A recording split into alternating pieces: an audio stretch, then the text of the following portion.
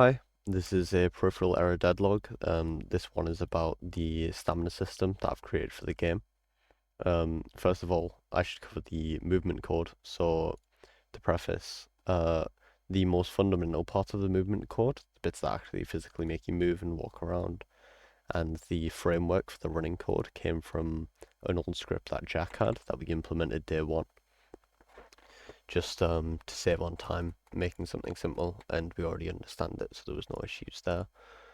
I then had to modify the movement code and facilitate the kind of stamina system by changing how the running system worked and changing it to work based on booleans.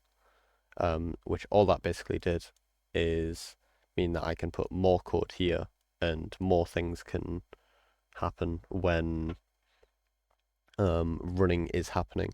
And it gives me the freedom to do all the stamina bar alterations and the effects of having a stamina system.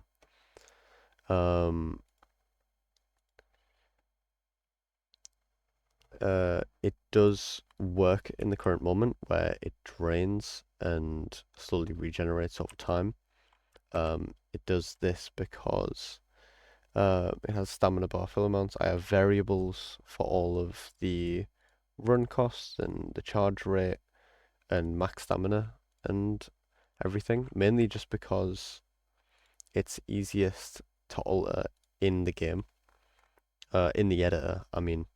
It's easy to alter all of these values here, and that allows us to avoid having to jump into the code for every single kind of testing, since running and walking around is one of those things where we're going to be altering a lot to change the feel of the game and kind of work that out through the development process once the enemy is being implemented. So all of these are variables here. As you can see down here,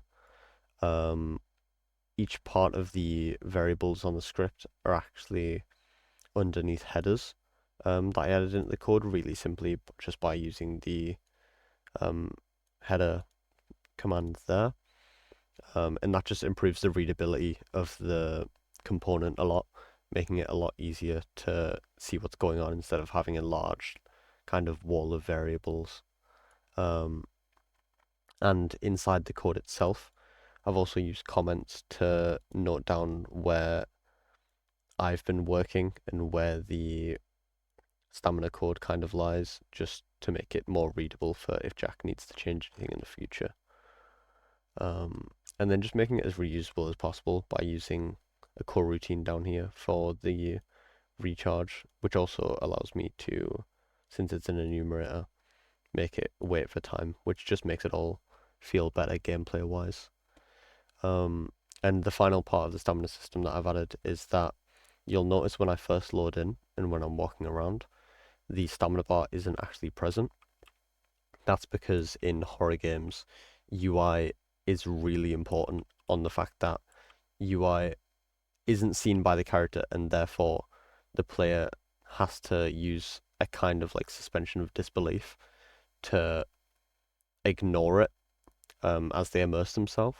So having as little UI as possible is actually ideal in a horror game.